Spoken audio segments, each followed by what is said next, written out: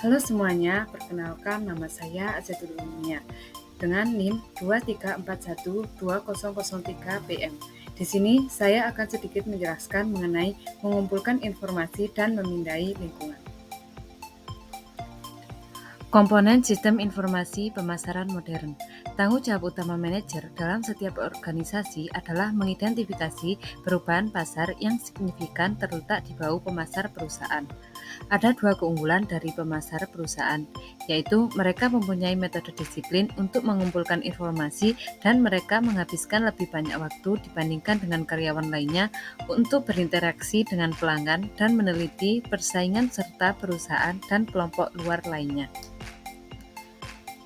Setiap perusahaan harus mengelola dan mendistribusikan aliran informasi berkelanjutan bagi manajer pemasarnya. MIS, Marketing Informasi System, terdiri dari orang, peralatan, dan produser untuk mengumpulkan, memilih, menganalisis, mengevaluasi, dan mendistribusikan informasi yang dibutuhkan tepat waktu dan akurat bagi pengambil keputusan pemasaran. Marketing Information System bergantung pada catatan internal perusahaan, kegiatan intelijen pemasaran, dan riset pemasaran.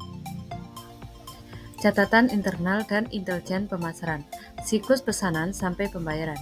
Inti sistem pencatatan internal adalah siklus pesanan sampai pembayaran, dimulai dari pengirimkan pesanan ke perusahaan atau pembeli, penyalur, dan pelanggan.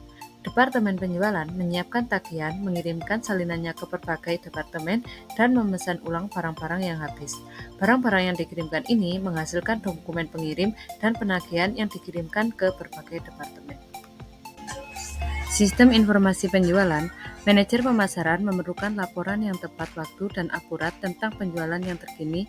Walmart mengkompresikan gudang data penjualan dan persediaan yang menyimpan data semua barang. Saat ini, perusahaan mengelola informasi mereka dalam database, baik database pelanggan maupun database produk. Dengan melihat database pelanggan, maka dapat diketahui tentang segmen pelanggan yang terbaikkan dan data lainnya. Sistem intelijen pemasaran. Sistem catatan internal memberikan data hasil, tetapi sistem intelijen pemasaran memberikan data saat ini atau happening. Sistem intelijen pemasaran adalah kumpulan prosedur dan sumber daya yang digunakan manajer untuk mendapatkan informasi harian tentang berbagai perkembangan dalam lingkungan pemasaran.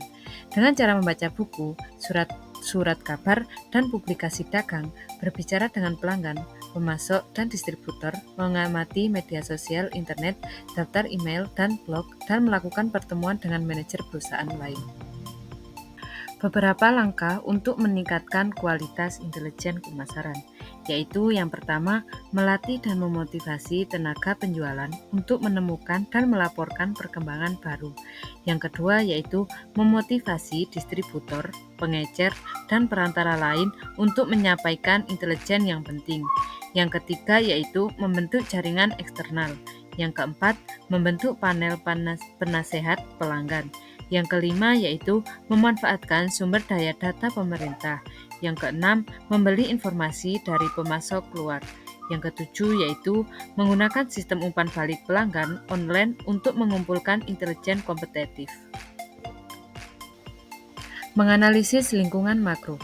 Perusahaan yang berhasil adalah perusahaan yang mampu mengenali dan merespon berbagai kebutuhan dan tren yang belum terpenuhi secara menguntungkan, seperti FedEx diciptakan untuk memenuhi kebutuhan pengiriman surat yang satu hari sampai.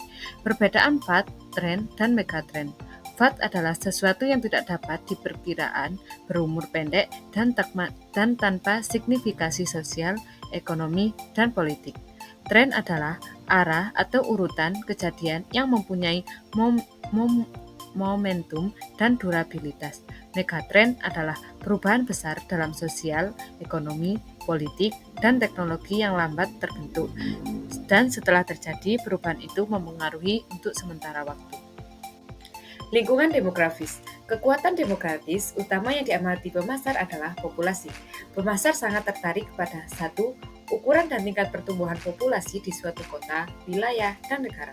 Yang kedua, yaitu distribusi usia dan bauran etnis. Yang ketiga, tingkat pendidikan. Yang keempat, pola rumah tangga. Yang kelima, karakteristik dan gerakan regional.